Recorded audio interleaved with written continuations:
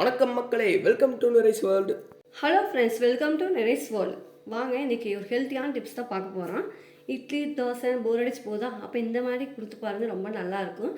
அதுக்கு நான் ஒரு கப்பு கம்பு எடுத்திருக்கேன், ஒரு கப்பு பச்சைப்பயிறு, ஒரு கப் ராகி, அரை கப் உளுந்து, வேர்க்கடலை ஒரு கப்பு, 1/4 டீஸ்பூன் வெந்தயம். நல்லா தண்ணியில் போட்டு அலசிக்கிங்க 4-5 டைமு. இப்போ பாருங்கள், நல்லா வாஷ் பண்ணி வச்சுருக்கேன். எந்தளவுக்கு ஊறி வந்திருக்குன்னு ஒரு மிக்சி ஜாரில் எடுத்து போட்டுக்கலாம். நல்லா நைஸ் ஆக வரைக்கும் அரைச்சிக்கலாம். பாருங்கள், தண்ணி இல்லாமல் எடுத்து அள்ளி வச்சுருக்கேன். இப்போ இஞ்சி 4 துண்டு போட்டுக்கலாம். பச்சை மிளகாய் 1, கருவேப்பிலை கொஞ்சம், 1/4 டீஸ்பூன் மிளகு, 3/4 டீஸ்பூன் சீரகம். இதை நல்லா அரைச்சிக்கலாம். நல்லா நைஸ் ஆக வரைக்கும் அரைச்சிக்கணும்.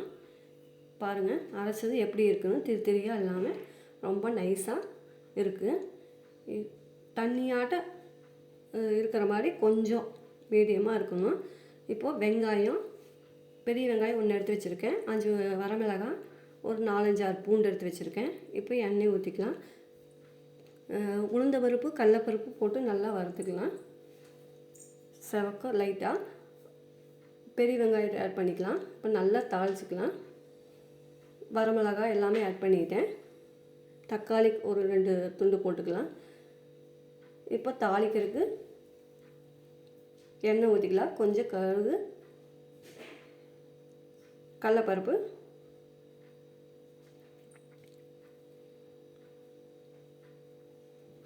வரமிளகாய், கருவேப்பிலை நல்லா பொரிஞ்சு வரட்டும். அதுக்கப்புறம் தோசைக்கல்லை வச்சு தோசை ஊற்றிக்கலாம், நல்லா செவந்த வரைக்கும். பாருங்கள், ரொம்ப நல்லாயிருக்கு. அது மேலே கொஞ்சம் 1 டீஸ்பூன் எண்ணெய் ஊற்றிக்கலாம். நல்லா செவந்து வரட்டும். பாருங்கள் எப்படி செவந்து வந்திருக்குன்னு. ரொம்ப நல்லா வந்திருக்கு. சாஃப்டாக எப்படி இருக்குன்னு பாருங்கள், ரொம்ப நல்லா இருக்குது. நீங்களும் உங்கள் குழந்தைங்களுக்கு பெரியவங்க வரைக்கும் எல்லோரும் சாப்பிட்லாம். பிரேக்ஃபாஸ்ட்டாகவும் சாப்பிட்லாம், டின்னராகவும் சாப்பிட்லாம். அதுக்கு நல்லா கார சட்னி ஒன்று நல்லா சாப்பிடுங்க, விரும்பி. ரொம்ப நல்லா